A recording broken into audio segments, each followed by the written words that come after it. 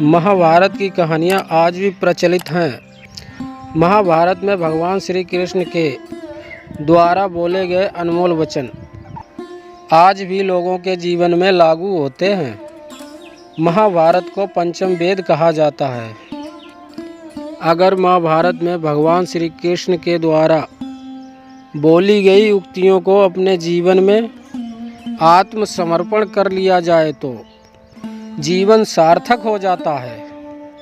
आज हम यहाँ जानेंगे भगवान श्री कृष्ण के ऐसे ही 15 अनमोल वचनों को।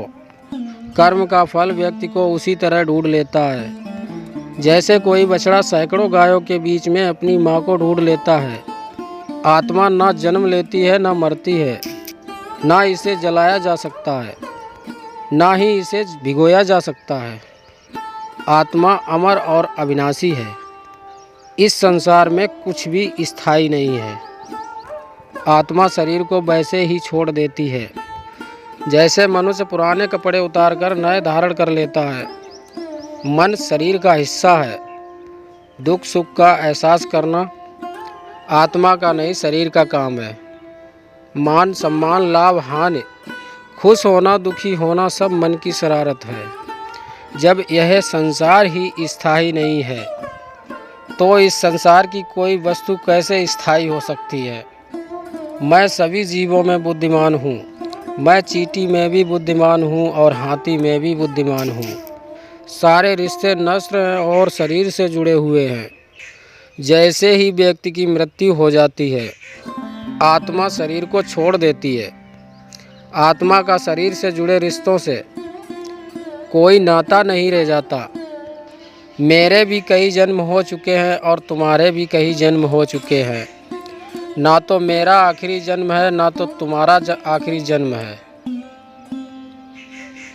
वर्तमान परिस्थिति में जो तुम्हारा कर्तव्य है वही तुम्हारा धर्म है। धर्म व्यक्तिगत होता है। मैं किसी के भाग्य का निर्माण नहीं करता, ना ही किसी के कर्म फल में दखल देता हूँ। व्यक्ति या जीव का कर्म ही उसके भाग्य का निर्माता होता है। क्रोध इंसान का सबसे बड़ा शत्रु होता है। क्रोध आने पर इंसान की सोचने समझने की शक्ति खत्म हो जाती है। उस व्यक्ति के पतन में ज़्यादा समय नहीं लगता। व्यक्ति कर्म करने से कभी छुटकारा नहीं पा सकता है। इसलिए तुम्हें हमेशा कर्म करते रहना चाहिए, क्योंकि कर्म के बिना तुम्हारे शरीर का निर्वाह भी नहीं हो सकता। परिवर्तन ही संसार में स्थायी है, इसलिए परिवर्तन से नहीं घबराना चाहिए। मन को नियंत्रण में रखना किसी घोड़े के नवजात शिशु को नियंत्रण में रखने जितना कठिन है